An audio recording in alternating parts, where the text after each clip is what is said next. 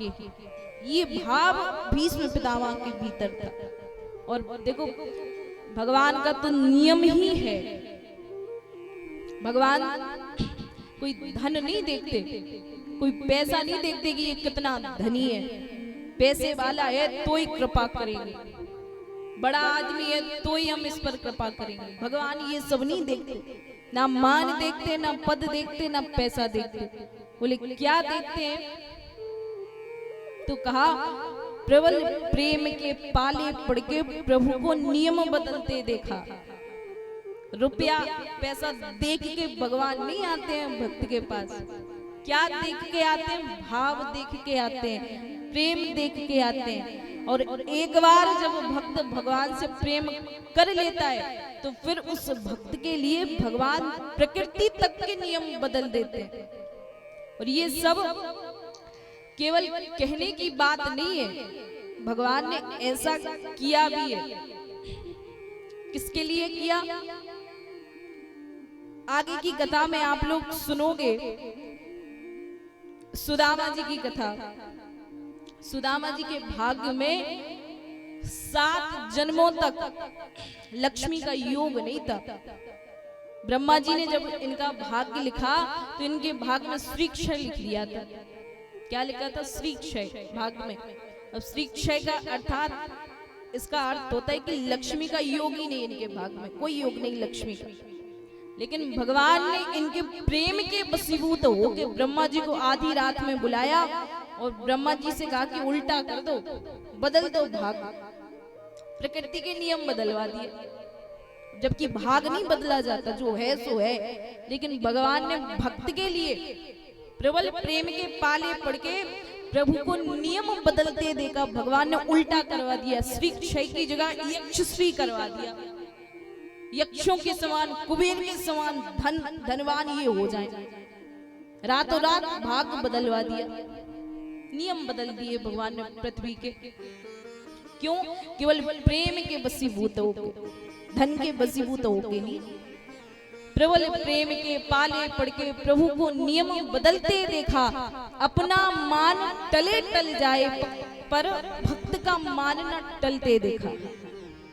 भगवान अपना अपमान तो सहन कर जाते हैं, भगवान का अपमान कर लो तो एक बार भगवान सहन कर भी ले, लेकिन भगवान कभी अपने भक्त का अपमान सहन नहीं कर पाते।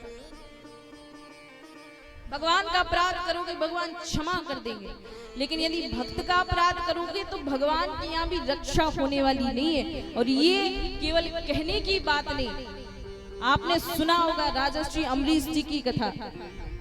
राजा अम्बरीश जी इतने बड़े भक्त थे कि भगवान ने इनकी सुरक्षा में अपना सुदर्शन चक्र छोड़ा हुआ था, अम्बरीश जी की सुरक्षा में। तो एक बार संतों के बीच में ये बात चल रही थी कि इस समय पृथ्वी पर सबसे बड़ा भक्त कौन है। तो नारद जी ने कहा कि अभी तो राजर्षि अम्बरीश हैं, उनसे बड़ा भक्त कोई दूसरा पृथ्वी पे नहीं। तो दुर्वासा जी वहां बैठे थे। दुर्वासा जी ने कहा कि अरे हम इतने बड़े ऋषि, इतने बड़े तपस्वी और एक ग्रस्त, एक राजा, वो सबसे बड़ा भक्त कैसे हो सकता है, हम तो उनकी परीक्षा लेंगे। तो दुर्वासा जी गए। राजर्षि अम्बरीश एकादशी व्रत किया करते थे, तो दुर्वासा जी गए। दुर्वासा जी ने इनके यहाँ भोजन पाने के लिए कहा कि आज हम तुम्हारे यहाँ भोजन करेंगे, स्वागत है आपका। भोजन लगवा दिया। बोले आप भी करो। तो अम्बरीश जी ने कहा हम तो नहीं करेंगे। क्यों? बोले हम तो एकादशी का व्रत है हमारा। अरे कोई साधु तुम्हारे द्वार पे आया और उसको अकेले खिलाओगे? भोजन तो करना पड़ेगा। तो बोले महाराज भोजन नहीं करेंगे, एक बार पारायण कर ले फिर हम अपना व्रत खोल लेंगे। तो जैसे ये पारायण करने वाले थे तो दुर्वासा जी ने इनको रोक दिया कि भोजन तो तुम्हें करना पड़ेगा पारायण से पहले। इन्होंने मना किया तो दुर्वासा जी को क्रोध आया। क्यों? क्योंकि ये तो क्रोधी ऋषि है ना दुर्वासा जी। अपनी जटा में से एक जटा निकाली, धरती पे पटकी तो कृत्या नाम की राक्षसी प्रकट हो गई और अमरीश जी को खाने के लिए दौड़ी। तो भगवान ने पहले से ही सुदर्शन छोड़ रखा था, सुरक्षा में सुदर्शन आया और कृत्या राक्षसी को भस्म कर दिया। और कृत्या तो मर गई, लेकिन दुर्वासा जी के पीछे भागा सुदर्शन दुर्वासा जी को मारने के लिए। दुर्वासा जी तीनों लोकों में घूमे, शंकर जी के पास गए, महाराज रक्षा करो, भगवान विष्णु का सुदर्शन हमारे पीछे पड़ा है। तो शंकर जी ने कहा नहीं नहीं, भगवान का सुदर्शन है, तुमने भक्त का अपराध किया है, हम तुम्हारी रक्षा नहीं कर सकते। शंकर जी ने कहा यहाँ से भागो तुम जल्दी, यदि थोड़ी देर यहाँ रुके तो ये सुदर्शन हमारे कैलाश को तक नष्ट कर देगा। भगा दिया शंकर जी ने। ब्रह्मा जी के पास गए, ब्रह्मा जी ने भगा दिया। इंद्र के पास गए, इंद्र ने भगा दिया। तो ब्रह्मा जी ने कहा भैया यहाँ वहां भागने से कोई मतलब नहीं, जिनका चक्र है उनके पास जाओ तुम।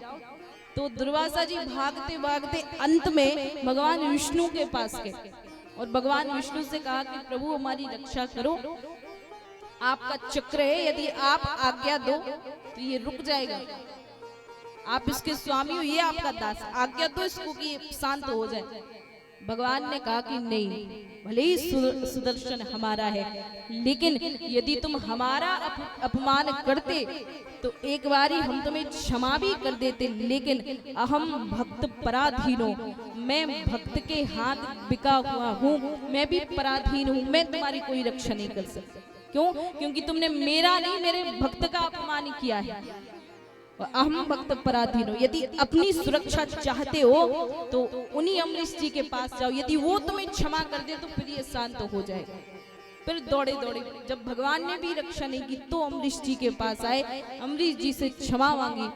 अब अमरीश जी तो भक्त थे, क्षमा कर दिया और अमरीश जी ने सुदर्शन चक्र को प्रार्थना किया और कहा कि यदि अभी तक जितने भी एकादशी के व्रत हमने किए हैं, यदि वो भगवान ने स्वीकार किए हो तो सारे एकादशियों का फल हम तुम्हें दान करते हैं, आप शांत हो जाओ। जैसे अमरीश जी ने कहा तो सुदर्शन शांत हो गया। देखो इस कथा से हमें शिक्षा मिलती है कि अपना मान टले टल जाए पर भक्त का मान न टलते देखा। भगवान कभी अपने भक्त का अपमान नहीं होने देते। क्यों? केवल प्रेम के बल से।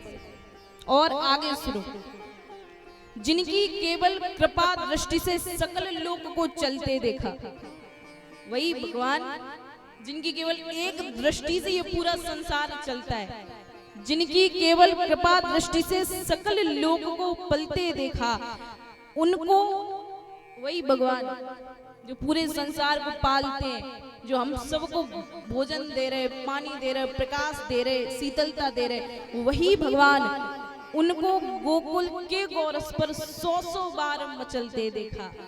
वही भगवान जो सबको सबका पालन पोषण कर रहे हैं, वही केवल प्रेम की बसीभूत हो के वहां वृंदावन में थोड़े से माखन के लिए मचलते हैं। ब्रज गोपियां भगवान को कहती है लाला तू थोड़ी देर 5 मिनट घोड़ा बन तब माखन देंगे।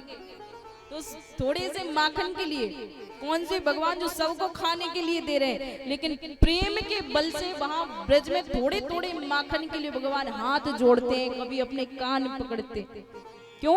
केवल प्रेम के बल पर। और जिनके चरण कमल कमला के करतल से न उतरते देखा। भगवान के चरण कमल इतने कोमल हैं कि लक्ष्मी जी, यहाँ कहा गया जिनके चरण कमल कमला, कमला नाम है लक्ष्मी जी का, जिनके चरण कमल कमला यानी लक्ष्मी जी, जिनके चरण कमल कमला के करतल से ना उतरते देखा। 24 घंटे लक्ष्मी जी बैकुंठ में भगवान के चरणों को अपने हाथों पर रखे रहती है। भगवान के चरण कमल इतने कोमल है कि लक्ष्मी जी अहरनिश उनको अपनी छाती से लगाए रहती, नीचे नहीं रखती कि कहीं भगवान को कष्ट ना हो जाए, भगवान को चोट ना लग जाए। इतने सुकोमल भगवान केवल प्रेम के बसीभूत होके उनको ही ब्रज करील कुंजों के कंठक पथ पर चलते देखा। क्यों?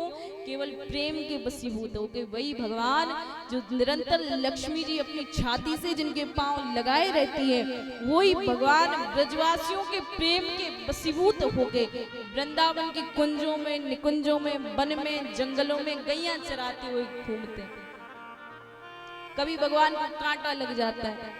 भगवान ने कभी भी ब्रज में चप्पल नहीं पहनी, कभी भी भगवान ने जूते नहीं पहने, बिना जूते चप्पल के घूमते थे। क्यों? केवल प्रेम के वशीभूत होके। और जिनका ध्यान ब्रंची शंभु सनकादिक सेना संभलते देखा। बड़े बड़े ऋषि मुनि ब्रह्मा शंकर जी भी जिनका ध्यान लगा के बैठते हैं, लेकिन किसी के ध्यान में भगवान नहीं आते। इतना कठिन है भगवान को पाना। जिनका ध्यान ब्रंची शंभु सनकादिक सेना संभलते देखा, उनको ग्वाल बाल सखा संग लेकर गेंद उछलते देखा। वो इतने गंभीर भगवान जो अच्छे अच्छे के ध्यान में नहीं आते, वही भगवान प्रेम की वशीभूत होकर गेंद लेकर यहाँ वहां घूम रहे हैं वृंदावन में। कैसे? केवल प्रेम के कारण ना। ये ग्वाल बाल प्रेम कर रहे हैं भगवान को, तो भगवान गेंद लेके खेल रहे एक दूसरे के साथ। और जिनकी बंक भ्रकुटी के भय से, क्रोध भी थोड़ा नहीं है भगवान का। क्रोध भी जब भगवान को आता है तो प्रलय आ जाता है संसार में। जितना भगवान प्रेम करते उतना ही क्रोध करते हैं। जिनकी बंक भ्रकुटी के भय से सागर सप्त उबलते देखा। एक भौं भगवान की टेढ़ी हो जाए तो सातों सागरों में उफान आ जाता है, पूरे संसार में प्रलय आ जाता है। ऐसा भगवान का क्रोध है। और वही भगवान उनको ही जसुदा के भय से अश्रु बिंदु दृग ढलते देखा। वही भगवान जिनको इतना क्रोध आता है कि संसार में प्रलय आ जाता है, वो सबको डराने वाले भगवान यशोदा मैया से डरते हैं। यशोदा मैया डंडा लेके घूमते उनके पीछे कि लाला रुक जा नहीं तो मारूंगी। वो भगवान थर थर कांपने लगते, अरे भैया क्षमा कर दे, अब आज के बाद कोई गलती नहीं करूंगा, कोई अपराध नहीं करेगा। क्यों? केवल उनके प्रेम के बल से। ये प्रेम का बल है। और इसी प्रेम के बल से आज भगवान भीष्म पितामह के पास गए और उनका कल्याण किया। आगे इसके बाद भगवान द्वारिका लौटे। यहाँ परीक्षित जी का जन्म हुआ। जैसे ही परीक्षित जी का जन्म हुआ तो इनका नामकरण हुआ। ब्राह्मणों ने इनका नाम परीक्षित रखा। एक नाम इनका विष्णुरात भी था। परीक्षित नाम इसलिए पड़ा क्योंकि ये सबकी परीक्षा कर रहे थे। जितने भी घर में अतिथि